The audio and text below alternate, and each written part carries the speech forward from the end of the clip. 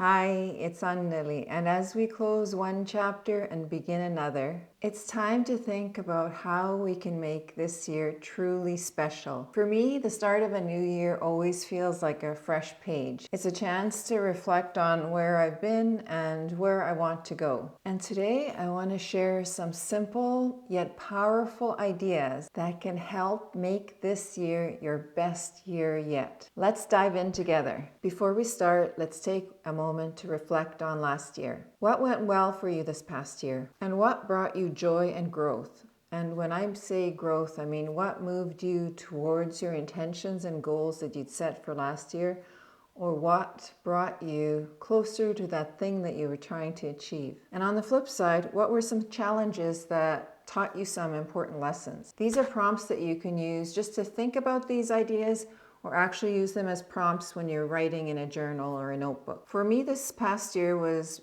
about reconnecting with my health and a more slower, intentional lifestyle. I've already made a few videos about my intention to get into the best shape, the healthiest I can be when I turn 60 in this spring. So if you want to watch those, I will link them in the description for you. Some of the other things that went well for me in this past year that I reflected on was I realized that I can actually slow down and enjoy the fruits of my labor. Sometimes I wonder why it took me so long to come to these realizations, and then I realized it's just the stages of my life. I prefer to call them stages and not seasons of life. I don't know, somehow that term doesn't sit well with me. But we all go through stages of life where certain things take importance over others. First, for me, I was young, trying to get my education. I was a young mom.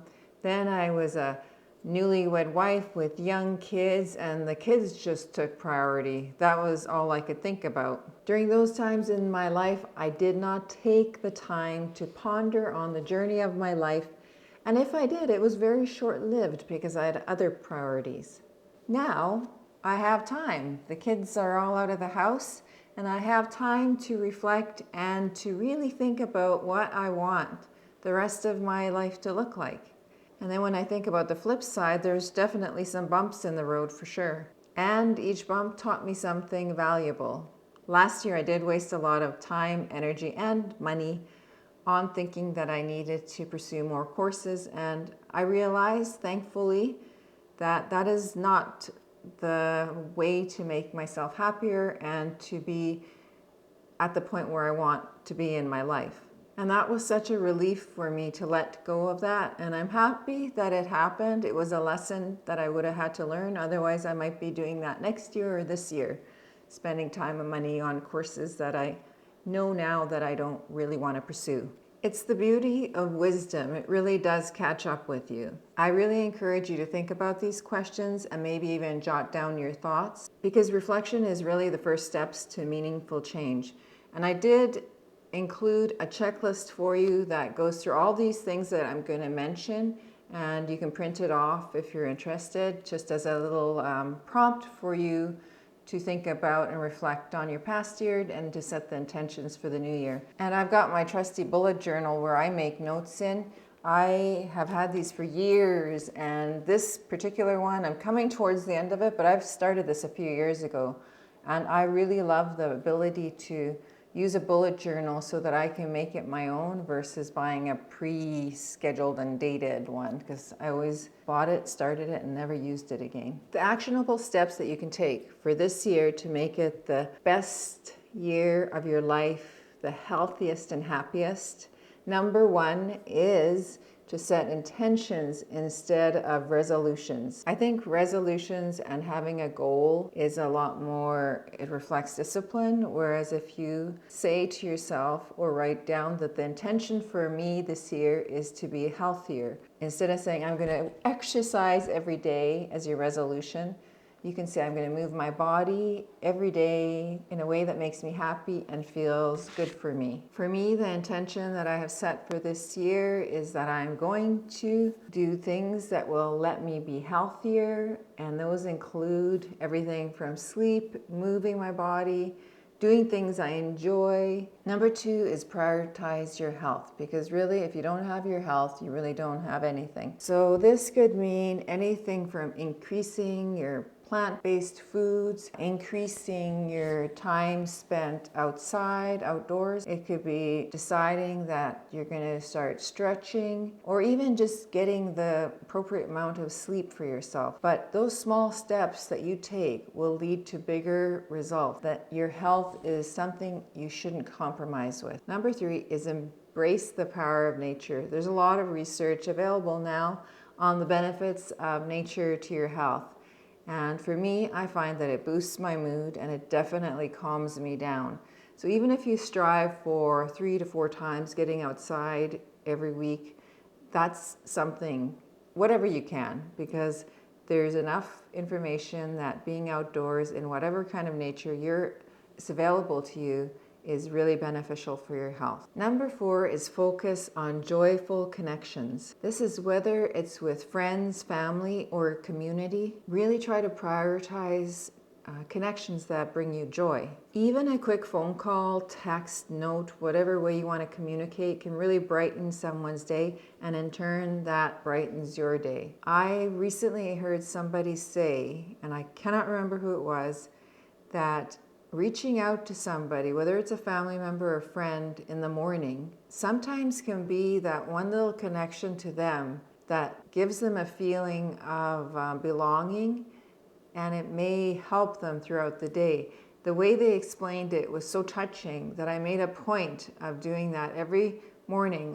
Most mornings I try to connect with somebody in my family that is a bit of a loner, but just to say hi so they have that feeling that somebody's thought of them that day. Number 5 is create space for yourself. Really try to carve out time for yourself, whether it's to meditate, journal, go for a walk, time in the week or in a day that you can do just for you. I find that mine has always been the morning. I mean, when the kids were around, then of course it had to be the morning, because by evening I was pooped right out. I also still do it, even though it's just my husband and I, because I love the calm of the morning.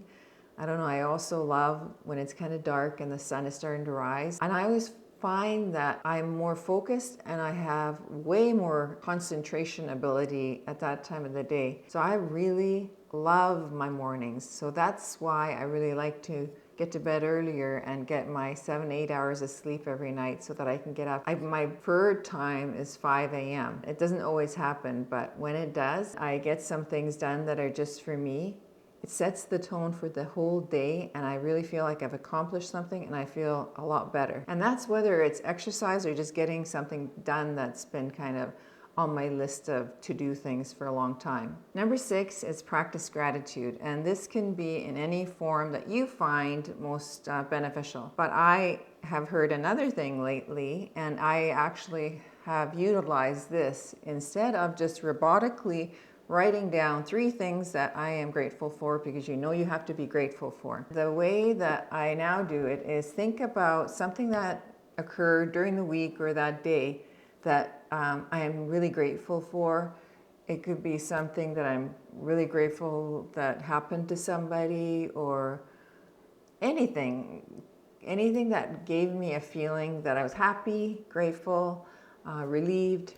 And then I think about that thing and let that feeling wash over me again, whether it's goosebumps or just that, like a little bit of tremor, or brings tears to my eyes, because they say when you actually feel the emotion again, it actually has the most impact. So that's how I like to do my gratitude practice now. Instead of just writing out 3 things that I know I'm supposed to be grateful for, I actually try to think of a specific moment that day or that week or the previous day that I felt really grateful for, and try to feel that feeling. Even just thinking about it right now, I feel grateful.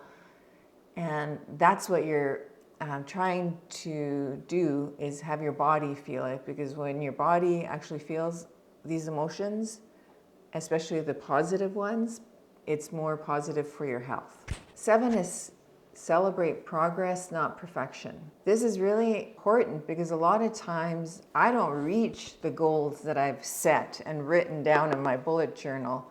I don't get those things, and a lot of things I thought, oh, I didn't get to X amount of subscribers on my YouTube channel, I only got to this. But I have to be grateful because I realized when I look back at the previous year how far I've come. So really take time to feel happy and good about the smaller steps that you've taken towards whatever it is that you're trying to achieve. And I even have realized that I need to slow down in my day-to-day life and enjoy the progress and the journey that I'm on to try to get somewhere.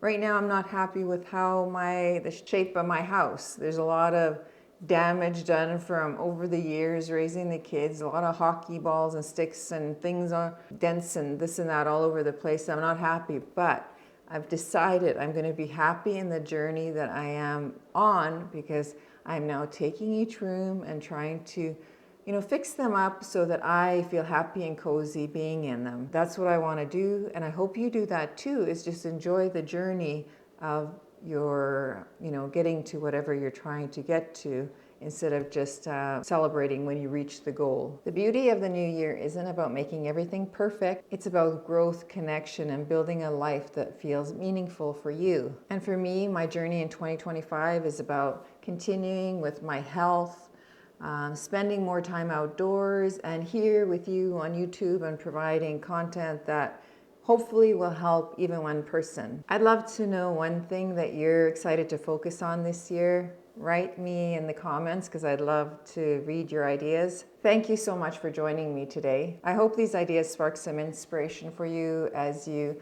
head into this new year. Here's to a year of health, happiness, and everything that makes life beautiful. Wishing you all the best for the year ahead, and I'll see you in the next video. Bye.